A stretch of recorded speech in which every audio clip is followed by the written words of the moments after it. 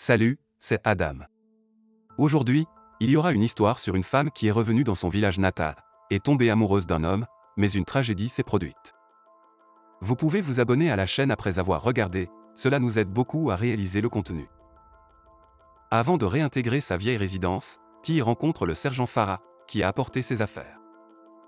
Ils engagent une brève conversation, au cours de laquelle Farah exprime son admiration pour la tenue de Ti avant de partir. En entrant dans la maison, Ti est accueilli par un état de désordre et de saleté. Il est révélé qu'après son exil, sa mère Molly avait connu un déclin mental et vivait en isolement. Bien que la raison principale de la venue de Ti à Dungatar soit de s'occuper de sa mère malade, elle nourrit également un agenda caché. Ayant été accusée de meurtre par le passé, elle lutte pour se rappeler les événements de ce jour fatidique. Elle essaie de s'informer auprès de Molly, mais la vieille femme ne reconnaît pas sa propre fille. Le lendemain, Ti aide sa mère à se laver et entreprend un nettoyage complet de toute la maison. On la voit plus tard brûler des tas de déchets devant chez elle, ce qui signale son retour en ville et provoque le mécontentement parmi ses habitants.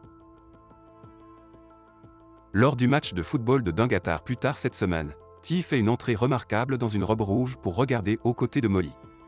La vue de sa tenue distrait les spectateurs masculins, ce qui conduit à une confrontation avec le capitaine de l'équipe, Teddy.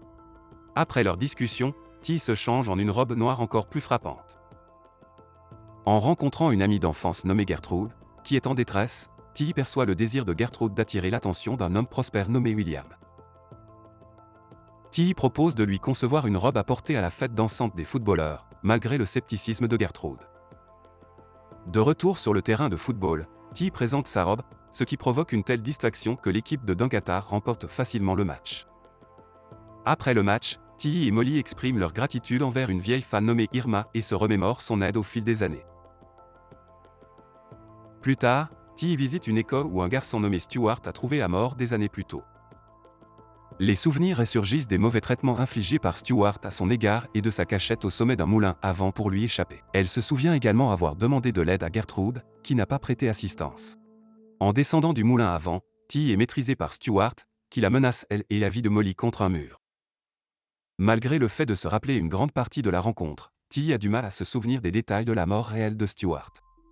Ses tentatives pour déclencher la mémoire de Molly ne donnent aucun résultat. Soudain, Gertrude apparaît de nulle part, demandant l'expertise de Ti pour créer une robe pour la prochaine danse. Ti accepte, mais en retour, elle sonde si Gertrude avait informé Stuart de sa cachette dans le moulin avant lors de cet incident passé. Gertrude admet l'avoir fait, l'utilisant comme protection contre Stuart.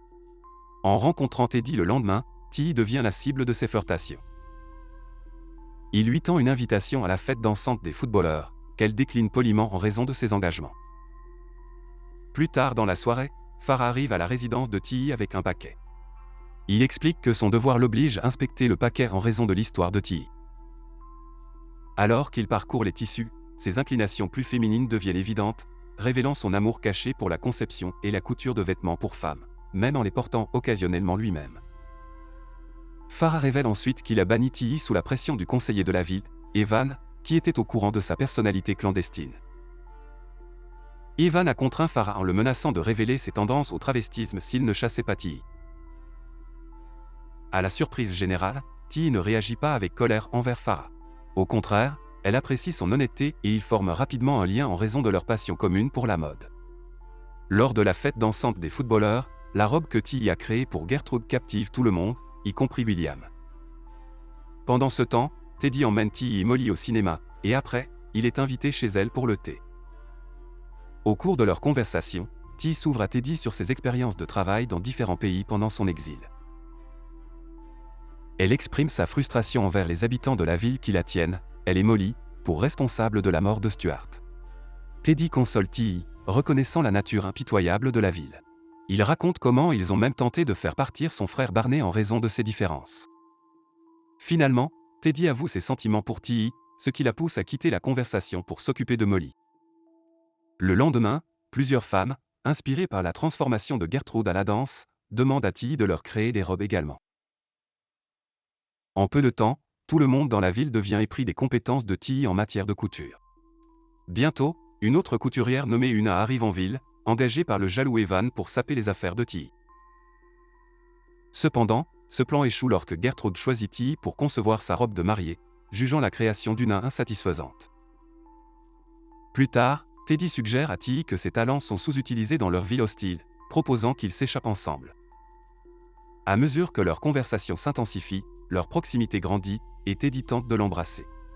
Cependant, même si elle partage son désir, Tilly retient ses émotions sincères en raison d'une malédiction présumée. Plus tard, William, qui doit épouser Gertrude, demande à Teddy d'être son témoin, et Teddy accepte. Il rend ensuite visite à Tilly, lui demandant de créer un costume pour lui apporter lors du mariage. Pendant qu'il prend des mesures, leur proximité les conduit à un baiser inattendu. À la résidence d'Evan, Una est dévastée par la perte de sa clientèle au profit de Tilly. Evan lui offre du réconfort, et Una propose une relation physique entre eux, révélant leur liaison en cours.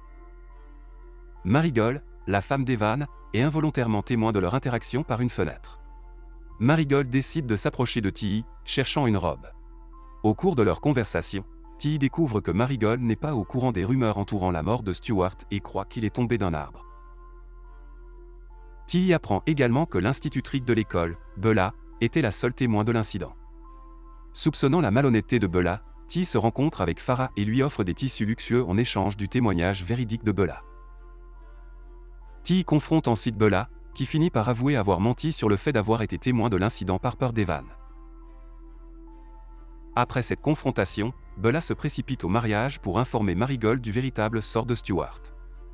Tilly arrive également au mariage et informe Farah de la fausse déclaration de Bella. Tilly interroge Farah sur l'autorité d'Evan pour l'exiler, découvrant qu'Evan avait toujours eu des droits parentaux. Il était en fait le père de Tilly. Marigold devient hystérique, accusant Tilly du meurtre de son fils. Les tensions montent, et Teddy est sur le point de s'engager dans une altercation physique avec Evan. Désespéré, Tilly implore Farah de laver son nom de l'accusation de meurtre de Stuart. Malheureusement, il affirme son incapacité à intervenir car tout le monde en ville, sauf Tilly, a un alibi. Tilly quitte la scène, suivi de Molly, Teddy et Barney. Barney affirme inopinément que Tilly est innocente et raconte avoir été témoin des actions de Stuart qui ont conduit à sa propre mort. Teddy guide Tilly jusqu'à l'école, l'aidant à se remémorer le tragique événement. Il la rassure en lui disant qu'elle n'a pas tué Stuart. Teddy lui rappelle que Stuart avait l'habitude de se faire passer pour un taureau en charge, ce qui a finalement conduit à sa mort accidentelle. Tilly se souvient des détails, et lorsque la vérité lui apparaît, elle éclate en larmes. Teddy la réconforte, et leur connexion émotionnelle conduit à une rencontre physique, passant la nuit ensemble. Finalement, ils se dirigent vers le silo pour contempler les étoiles. Pendant ce temps, Teddy fait à nouveau sa demande en mariage. Cependant, Tilly reste hésitante, exprimant sa croyance en une malédiction qui semble l'entourer. Teddy, en revanche, rejette l'idée de malédiction et pose un geste audacieux pour démontrer cette croyance. Il saute dans le silo, visant à défier toute malédiction présumée. Malheureusement, ce jour-là, le silo contient du sorgho au lieu de blé. Tragiquement, la décision de Teddy entraîne son étouffement et sa mort prématurée. Par la suite, Tilly aide la mère de Teddy à préparer son corps pour les funérailles. Cependant, les habitants du village l'empêchent d'assister au service, reflétant l'hostilité persistante envers elle.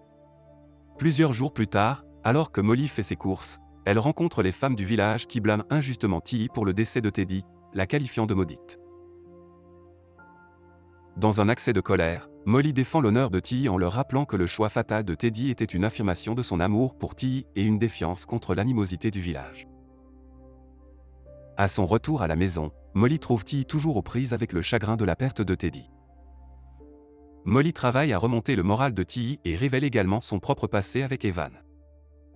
Molly raconte qu'elle a rencontré Evan quand elle avait 20 ans et est tombée enceinte.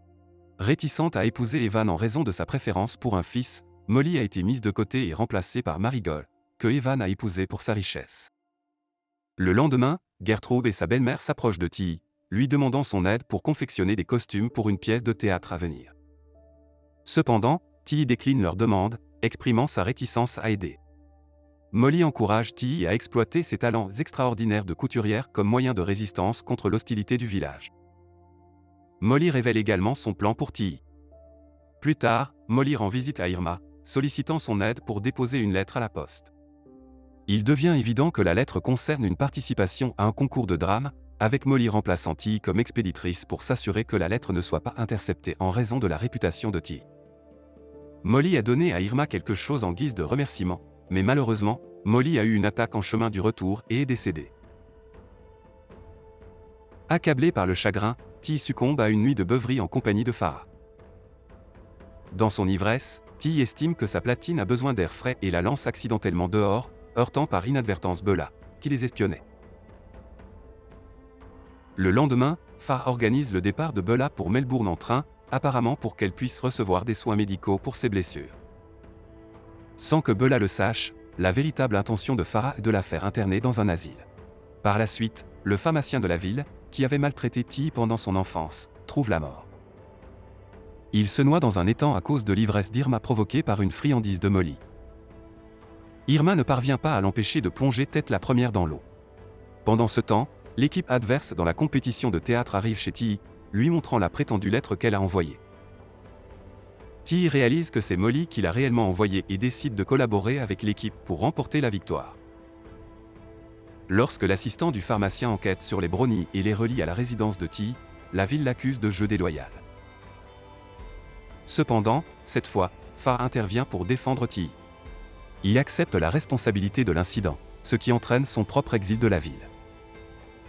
Le lendemain, Ti confronte Marigold, dévoilant les aventures extra-conjugales d'Evan. Cette révélation incite Marigold à agresser Evan à son retour, lui infligeant des blessures aux jambes et le laissant saigner. Quelques jours plus tard, la ville part pour la compétition de théâtre, seulement pour découvrir que Ti était derrière les costumes de leur rival. En parallèle, Ti se prépare à quitter sa maison, en y mettant le feu. Elle lance un tissu rouge imbibé d'essence vers la ville et proclame sa libération de la prétendue malédiction. Montant à bord d'un train, elle fait ses adieux à sa ville natale avec détermination. Le film se termine avec le retour de la ville pour découvrir que Dangatar a été réduite en cendres. Si vous êtes intéressé par ce genre de film, veuillez passer à la vidéo suivante à l'écran et partagez également vos réflexions sur ce film dans les commentaires. Mettez un j'aime et abonnez-vous. Au revoir.